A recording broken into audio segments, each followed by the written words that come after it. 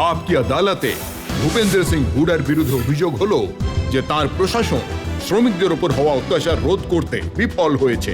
হুডাজি, যখন আপনি প্রথম প্রেস কনফারেন্স করেছিলেন মুখ্যমন্ত্রী হওয়ার দুদিন পর, তখন আমার মনে আছে যে আপনি বলেছিলেন হরিয়ানার প্রশাসন এমন হবে যে এই রাজ্য পুলিশের আতঙ্ক থেকে মুক্ত হয়ে যাবে। ভয়মুক্ত হবে। হ্যাঁ, তাই। ভয়মুক্ত হবে, শুধুমাত্র পুলিশের নয়, অপরাধী আর কিছু যে এরকম সরকারি আমলার সঙ্গে মিলে তাদের সংরক্ষণে যে অপরাধ হচ্ছিল, এখন হরিয়ানাতে সেই ধরনের অপরাধ হচ্ছে না, আর মানুষ হরিয়ানা সরকারের উপর আস্থা ফিরে পেয়েছেন। এটা তো আপনিও মানেন যে এই যে আপনি কথা দিয়েছিলেন যে অত্যাচার হবে না, সেই কথাটা রাখতে আপনি অসফল হয়েছেন। না, আমি তো সফল হয়েছি। যদি কেউ অন্যায় করে থাকে তবে সে শাস্তিও পাবে। অন্যায়টা কোন তরফের? অসফলতা তো তখন হয় যখন জুডিশিয়াল ইনকোয়ারির কোনো রিপোর্ট আসবে, যে আসল দোষী তাকে যদি শাস্তি না দিই। আমি তো এটাই বুঝতে পারি। হুডাজি, এই অভিযোগটা আমার নয়, এই অভিযোগটা আপনার পার্টির অধ্যক্ষা সোনিয়া গান্ধীর। যে সময় উনি এই কাণ্ডটা হয় তার দুদিন পর, যখন উনি কংগ্রেসের পার্লামেন্টারি পার্টির মিটিং অ্যাড্রেস করেন, উনি বলেন হরিয়ানা সরকার নিজের দায়িত্বগুলো উপযুক্তভাবে পালন করতে পারেনি। এটা তো সংবাদপত্রের খবর হবে আপনার। বাকি এই কথাটা ঠিক যে কংগ্রেস অধ্যক্ষার এই বিষয়টা নিয়ে রয়েছেন। উনি চান শান্তিপূর্ণ পরিস্থিতি বজায় থাকুক, আর উনি বলেছেন যে ভাই, কেননা কংগ্রেস পার্টি হলো জনহিতকর পার্টি, শ্রমিকদের পক্ষেই পার্টি, গরিবদের পক্ষে পার্টি। ওর কথা আমি শুনেছি, আর নেগোসিয়েশনও হয়েছে, তাতে সফলও হয়েছি। এটা আনটুয়ার্ড ইনসিডেন্টস হয়েছে, যেটা আমি বললাম আপনাকে। এটা কেবল ওয়ার্কার আর ম্যানেজমেন্টের ঝগড়া ছিল না, ওখানে ষড়যন্ত্রকারীরাও ছিলেন। এবার রিপোর্ট হলে বুঝতে পারবেন, 3 মাস পর রিপোর্ট চলে আসবে, তখন আমি আপনাকে বলে দেবো। রিপোর্টের জন্য অবশ্যই অপেক্ষা করব হ্যাঁ। আমরা। কিন্তু প্রশ্ন এটাই যে যেভাবে প্রথম দিন লাঠিচার্জ করা হলো, তার পরের দিন যখন লোকজন হসপিটালে গেলেন নিজেদের লোকেদের সাথে দেখা করার জন্য, পুলিশ স্টেশনে গেলেন, তাদেরও মারা হলো। না, এটা ভুল কথা। হ্যাঁ, কিছু ষড়যন্ত্রকারী হাসপাতালের বাইরে দাঁড়িয়ে ছিল, কেউ একজন যাচ্ছিল, তাকে কিছু বলেছিল, মানে ওরকম কোনো মারপিট তো হয়নি ওখানে। আর যে মার্ক্সবাদী লিডার রয়েছেন, উনি বলেছেন যে যে ধরনের খাবার লোকজন পেয়েছেন হসপিটালে, যে ধরনের ওষুধ তাদের দেওয়া হয়েছে, সেগুলো নিয়েও প্রবল আপত্তি ছিল ওদের। ওষুধ একদম সঠিক দেওয়া হয়েছে। আমি স্বয়ং হাসপাতালে গিয়েছিলাম, খাবারও একদম ঠিকঠাক দেওয়া হয়েছিল। আর আপনি হরিয়ানার লোকদের আর প্রশাসনকে খুব ভালোভাবে চেনেন। এরা তো ওয়ার্কার ছিলেন, কিন্তু যদি ক্রিমিনালও হয়, তারা যদি জেলে থাকে, তারাও ঠিক তেমন খাবার ওরা দেখাচ্ছিলেন। ওই খাবার কেউ খায় না জেলে, হরিয়ানাতে। কিন্তু এটা আপনি জানেন তো, এরা দেখিয়েছিল কি এবার ধরনের। এটা তো ওরা কি দেখিয়েছিলেন, কেন দেখিয়েছিলেন, সেটা তো ওরাই বলতে পারবেন। ওদের জিজ্ঞাসা করবেন কখনো। আমি যেটা দেখেছি আমি সেটাই বলবো। আমার হুডাজি, বক্তব্য। অনেক মানুষই এটা বলেন যে যেহেতু আপনি আগে কখনো প্রশাসনে ছিলেন না, আপনি এর আগে কখনো মন্ত্রী হননি, আপনি এমন কোনো পদে ছিলেন না যেখানে সরকার চালাতে হয়, তাই পরিস্থিতি সামাল দিতে পারেননি। এবার এটা তো আপনাকে হরিয়ানা এসেই দেখতে হবে।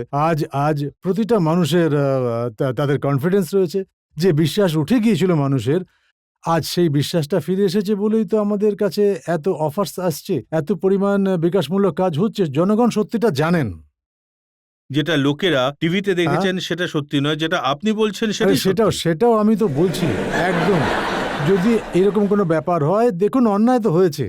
আমি এই বিষয়টাকে কখনোই জুডিশিয়াল ইনকোয়ারি বসিয়েছি আমি তার জন্য। আর যদি আমার এই বিশ্বাসটা থাকতো যে ভাই ওখানে কোনো অন্যায় হয়নি, কিন্তু দুতরফ থেকেই অন্যায় হয়েছে, যে দোষী হবে সে শাস্তি পাবে। হুডাজি, সেটা তো যখন বলে আপনি দিয়েছি। অন্যায়ের কথা বলেন, তার সঙ্গে অর্ধেকটা বাক্য আরো যোগ করে দেন যে দু তরফ থেকে হ্যাঁ? হয়েছে।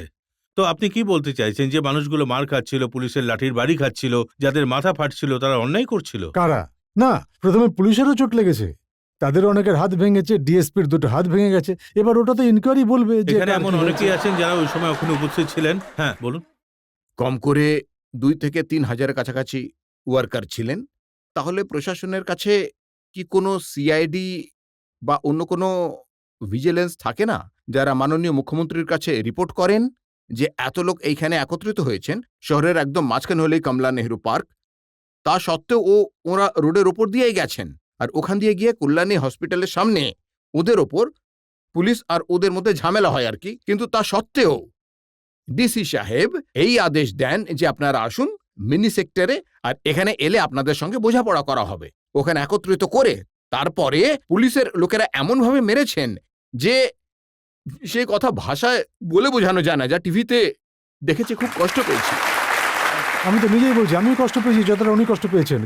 কোন কোন প্রদেশের মুখ্যমন্ত্রী চাইবেন যে তার প্রদেশে এমন কোনো ঘটনা ঘটুক? না, উনি একটা কথা কিন্তু ওই জিজ্ঞেস দিন করছেন, যা উনি হয়েছে সেটা তো জুডিশিয়াল ইনকোয়ারি আমি উনি উনি এটা জানতে চাইছেন যে আপনার ইনফরমেশন সিস্টেম কি পুরোপুরি অকেজো হয়ে গেছিল, যে আপনি কোনো আঁচই পাননি, আমি আপনাকে বলি, ইন্টেলিজেন্স এক্সিস্ট আমি করেনি, আপনাকে আগেই বলেছি যে সিআইডিও কাজ করছিল না।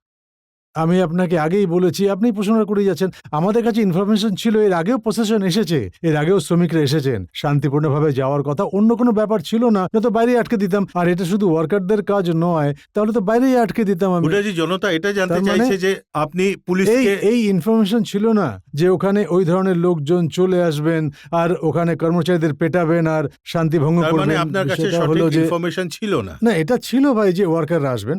ওয়ার্কার অবধি আমরা ওয়ার্কাররা এরকম কাজ করে না, আমার বুদ্ধিতে তো করতে পারেন না। আর পুলিশও এটাই ভেবেছিল, তো না না, অনেকবার হুডাজি, হয়েছে আপনি এরকম, আমি নিজেই এটা আগেও বলেছি বলছেন সেটা। যে কিছু ষড়যন্ত্রকারী ছিল, আপনি নিজেই বলছেন যে ষড়যন্ত্র হয়েছিল, আপনি আবার বলছেন যে কিছু লোক পুলিশের উপর হামলা করে ওদের চটিয়েছে। না, সেটা ইন্টেলিজেন্স তো গুপ্তাজিও বলেছেন, গুপ্তাজিও বলেছেন। তো ওর intelligence- প্রশ্নের তো আপনি উত্তরটা জিজ্ঞেস করছেন, না, উনি তো আমি স্বয়ং এই সেটাই কথাটা আপনাকে- বলছেন। হুডাজি, গুপ্তাজি তো বসে নেই কাঠগড়াতে, আজকে তো আপনি বসে আরে আছেন। ভাই, আরে তাই আপনাকে প্রশ্নটা তো উনি করছেন, প্রশ্নটা উনি করছেন, ওর প্রশ্নটাকে তো আপনি টেনে আরো লম্বা আমি ওর করছেন। প্রশ্ন ধরেই আপনাকে শুধু এটুকু জিজ্ঞেস করি যে যদি কোনো ষড়যন্ত্র হয়ে থাকে, এটা তো আপনিও বলেছেন, ষড়যন্ত্রকারীরা ছিল, এটা আপনি বলেছেন, গন্ডগোল করার মতো লোক ওখানে ছিল, বাইরের এই তথ্যটাও জানা ছিল। আচ্ছা, ইন্টেলিজেন্স, সিআইডি, পুলিশ এই ব্যাপারটা জানতোই না? না, এই প্রশাসনের কথা যেটা আমি বললাম, এটার কথা ওরা জানতেন। আর তার আগে এক সপ্তাহ আগেও প্রশাসন না, ওখানে বেরিয়েছিল, কিন্তু ষড়যন্ত্র হবে, চক্রান্ত হবে। না, এটা অনুমান করা যায়নি, কারণ আমাদের ওখানে তো এই ধরনের ওয়ার্কার নেই। আর এই ধরনের ব্যাপার হবে সেটা অনুমান করা যায়নি। আর ওদের তরফ থেকে এটাই ভুল হয়েছে। আর এটা এই কারণেই ইনকোয়ারি বসানো হয়েছে। জুডিশিয়ারির উপর আমাদের তো বিশ্বাস আছে, আপনিও তো জজ সাহেব বসিয়ে রেখেছেন, ওর বিশ্বাস আছে আমার উপর, যা রায় দেবেন সেটাই মেনে নেব। ঠিক আছে।